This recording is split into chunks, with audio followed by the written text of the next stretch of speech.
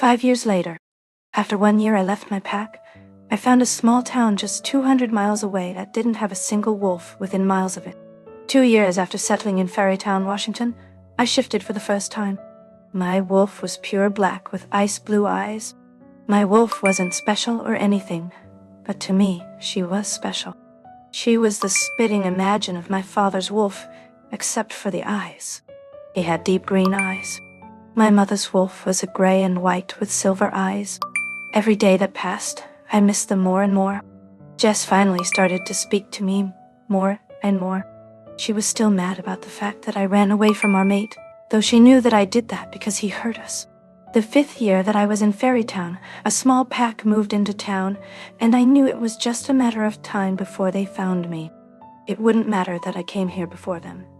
The pack now owned this land, and by council law, it was theirs, and I was nothing but a rouge living on it. But thanks to Jess, my wolf, I knew how to mask my scent. So, to other wolves, I smelled like a human. If the pack found me, their alpha would be the one to decide what would happen to me. He could send me back to my pack, send me to the council, or kill me himself. I would rather he send me to council or kill me straight away. Don't get me wrong. I didn't hate my pack that much, but everything and everyone there reminded me of the family I lost. The day after the pack moved in, I quit my job at the diner in town. I had the money I saved from the job, plus the $30,000 that I brought with me when I left my pack. Slipping my apartment key into the drop box, I took my bag and made my way out of town.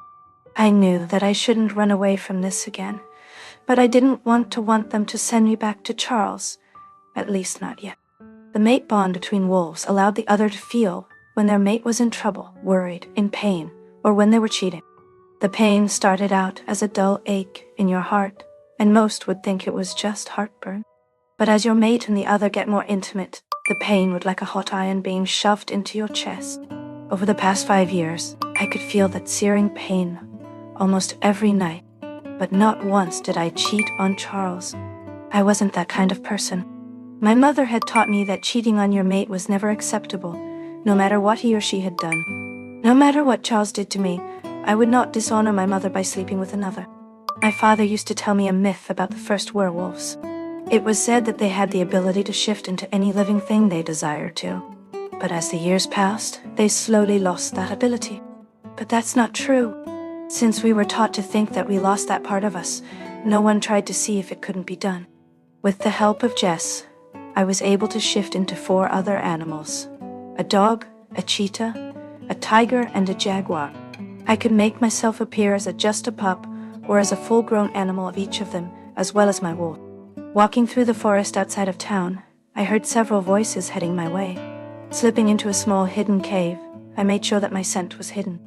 As they came closer, I made sure that my heartbeat couldn't be heard. Alpha, the scouts were sure that only humans lived in this town. We didn't catch any scent beside humans. That's good. We still need to stay hidden from sight until we manage to make this town completely ours. It would be a disaster for them if they were to find out the truth about us. They come to a stop just right outside of where I was hiding.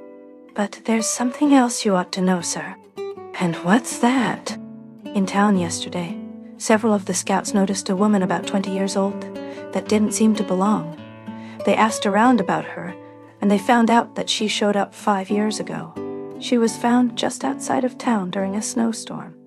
A normal human would have froze to death. So you believe that she's a werewolf? Yes, sir, I do. I went to the apartment she was living in, but when I got there, she had already left. It could be that she's a late shifter, or she has an animal but can't shift. Those are the only reasons I can think of as why she smells human. The Alpha laughed softly, and I could hear Jess laughing as well. You've overlooked another reason. And what would that be, Alpha? The man asked.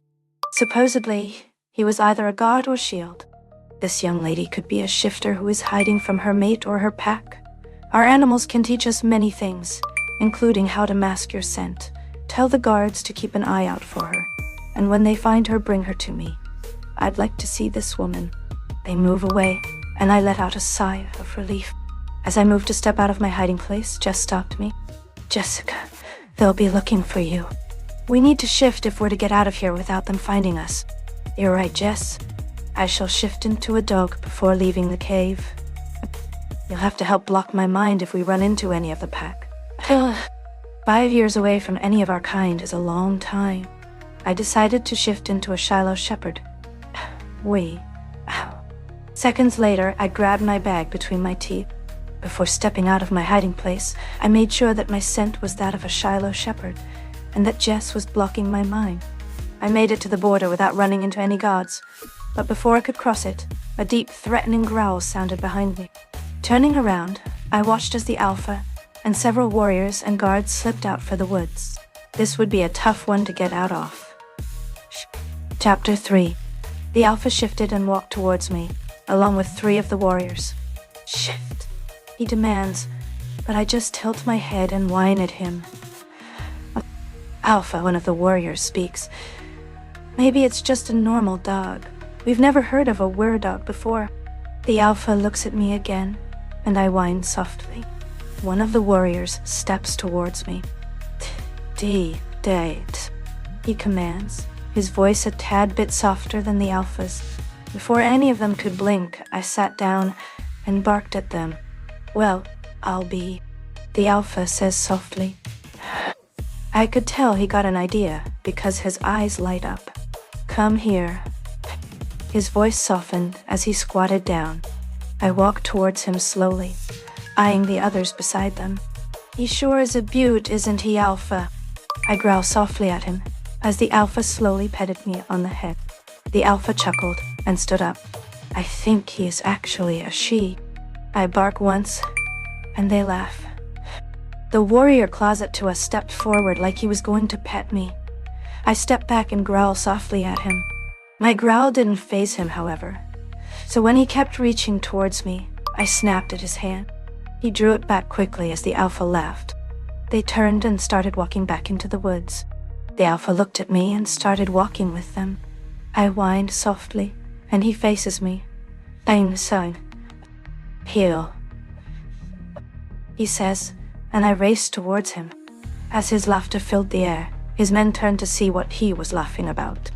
I tell you now, Alpha, that dog is a one-man dog, that's for sure. I barked softly at the man and moved closer to the Alpha. He reached for my bag, but I jerked my head away. He reached for it again, but I kept my head out of his reach. As we slowly made our way back to their pack house, the Alpha was trying to figure out a name for me. At each of his suggestions, I would snort or shake my head. No, daughter. When he was just about out of names, I spotted a lily growing in front of us. I trot over to it and bark.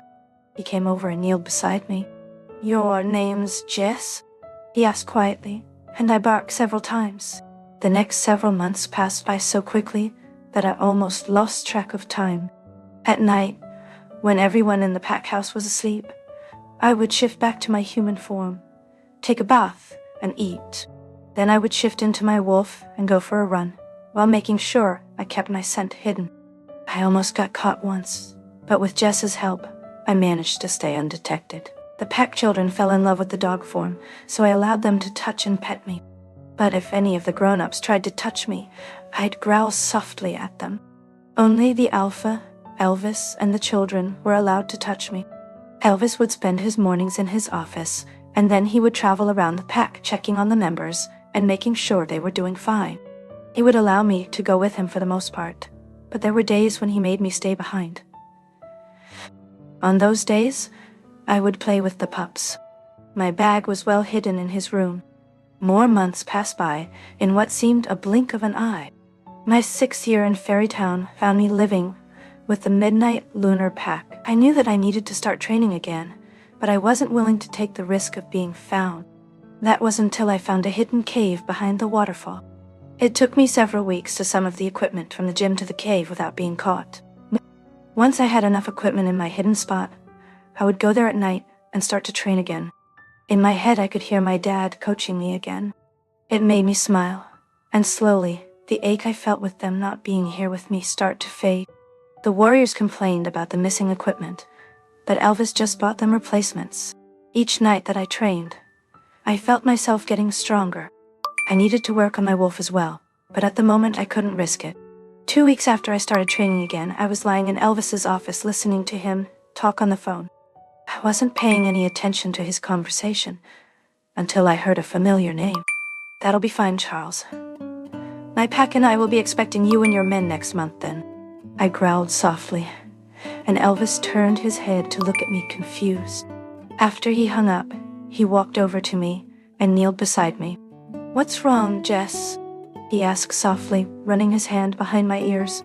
I tilt my head sideways and whine softly. "Don't worry, girl. I'll let them know that they can't bother you. If they do, you have my permission to bite them."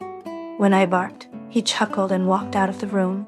Sighing, I stand up and follow him. I found him in the kitchen, taking a steak out of the fridge. "Would you like one, Jess?" he asked, looking at me. I whine and bark at him. Laughing, he pulled a second one out. After my lunch, I made my way to the door and whine. Elvis lets me out, but tells me not to stay gone for long. I left the house in a run. I was planning on going to the cave and work out a little bit, but my plans changed. Halfway to the cave, a deep hot pain flashed through my body. I collapsed on the ground, yelping and howling loudly. "Jess, what's happening?" "Our mate smoked another," she said sadly, before going to the back of my mind. As the pain got hotter, I let out a blood-curdling howl before letting the oncoming darkness take me under. The last thing that registered in my thoughts was Elvis' face as he ran towards me. 2 hours later, I awoke on a bed in the Pack's hospital. Looking around quickly, I realized I was no longer a Shiloh shepherd. I was lying there as a human. The oncoming voices caught my attention. Closing my eyes, I acted like I was still asleep. Elvis and the Pack doctor walked in my room and kept their voices normal. "Will she be all right, Doc?" "I'm sure she will be, Alpha, though I can't fathom out how she can shift into a dog. That's impossible." "Well, since I saw her shift from a dog to a human, I'd say it's not impossible." "Did you find out what was wrong with her?" "Physically, there's nothing wrong with her. She's in perfect shape. But I think I know what was wrong with her." "Well, spit it out, Doc." I almost laughed at the sound of impatience in his voice. Elvis was never one for beating around the bush. "It's my belief that her mate marked another. That's the only thing that can explain everything you described when you found her, sir. That means she has met him, and he or she rejected the other." "Correct, Alpha. Though I can't see why anyone would reject her." The doctor adds softly, and I could feel his eyes on my face. I moved slightly and moaned. Both of them rushed to my side, and I felt Elvis take my hand. "Jess, are you all right?" "Jess." Opening my eyes slowly, I blink and look around. When my eyes land on them, I sit up and back away from them. Elvis slowly removes his hand from mine. "Jess, it's me, Elvis. We're not going to hurt you. We're worried about you, girl." A shy smile makes its way on my lips. "I know," I say softly, looking at them. The doctor was almost bursting with excitement and questions, but Elvis made him leave the room before he made it to the door. I spoke again. "Doc, I'll answer any questions you have later, all right?" The way his face lit up made me smile. The smile stayed on my face until he slipped out of the door. Now that I was alone with Elvis, I felt nervous. Keeping my eyes glued on my hands, I stayed quiet, deciding to let him start the conversation first. "Is Jess even your name?" "Jess is the name of my wolf. My name is Tami." I wasn't about to tell him my full name. He only knew me as Jess, the dog. I trusted him, but that was when I was a dog. But now as a human, I wasn't so sure. "If you're a wolf, how can you shift into a dog?" I glance up at him before looking back down. Every wolf has the ability to shift into anything they wish to. At the moment, I can shift into several animals. It just takes practice and lots of time. We've been taught that wolves lost that ability a long time ago, but it isn't true. Elvis took a seat beside my bed and leaned back. "Why are you living as a Rouge? Doesn't your family and pack miss you? Your mate?" "I'm living as a Rouge because my mate rejected me. My father was beta of our pack, but I lost both him and my mother during a pack war when I was 15. The Alpha and his family took me in, but he didn't treat me the same. Neither did his children. Only the Luna treated me as family. I was the best unshifted fighter in the entire pack, but I was never allowed to fight. I sigh softly and look at the wall. I was only 18 when I found my mate, but by then my parents had been dead for 3 years, and I wasn't the same person I used to be. I still trained, and I was still our best fighter, but I was withdrawn and quiet. I only spoke to others when they spoke first.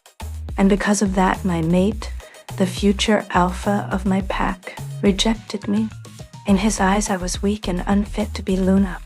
Over the 6 years I've been gone from my pack, I felt it every time he slept with another femme. Over time, I was able to hide the pain it caused. But I wasn't expecting him to mark another. That pain was 10 times worse than anything I ever felt in my life. I stopped talking and picked up the cup of water sitting beside my bed. Elvis was quiet, but I could tell that he listened to every word I said. When I ran, I didn't stop until I found a town that didn't have a single wolf in it. Ferrytown. Life for me was going fine those first years here. Then your pack moved in, and I knew that it wouldn't be long until I slipped up, and y'all found me. I didn't want to be shipped back to my pack because I didn't want to face him. But now it doesn't matter. And why's that Tami? Elvis asked softly, his voice still kind and caring. Turning to face him, I give him a weak smile. It doesn't matter anymore, because in a month's time, he'll be here to see you. Charles Brooke. Surprise filled his eyes as he looked at me. I laughed, but it sounded bitter to me. That's the one. I doubt that I would have your permission to be gone by the time he gets here, huh? I won't let you leave, Tami. I've grown accustomed to having you around. He smiles at me and sits up. But I will grant you permission to find a place to stay for the week, that he'll be here if you'd rather not see him. I bow my head in respect. Thank you, Alpha. I have the perfect place in mind. Just call me Elvis, Tami. We're friends, aren't we? Nodding slowly, his smile grows. Now, I have a question for you, Tami. And you don't have to answer right away. Would you like to become a member of the Midnight Lunar Pack? Looking him, I noticed that he wanted me to join. Jess, do you think we should? I don't see why not Jessica. Charles made it clear that he doesn't want us anymore. As long as we stay clear of Charles and anyone from that pack, we should be good. I'm sorry he rejected you because of me, Jess. It's not your fault, girl. He couldn't see that you were still mourning the loss of your parents. I smile mentally at her and look back at Elvis. We'd like that, Elvis, I say softly. What's your full name, Tami? Jessica Ellie Kent. Do you, Jessica Ellie Kent, pledge your allegiance and loyalty to the Midnight Lunar Pack until death? Do you pledge to defend the pack against any threat made against us? I do pledge. Instantly, I felt the bond snap into place. The wolves that were using the bond to speak to others sounded like whispers, but I could easily block them out. Thanks for taking me in, Elvis. I say as sleep started to claim me. Elvis stands up and places a soft kiss on my head. As he left, he said, I'd do it all over in a heartbeat, Tami. And for the first time in 6 years, I felt at peace with myself as I drifted off to sleep.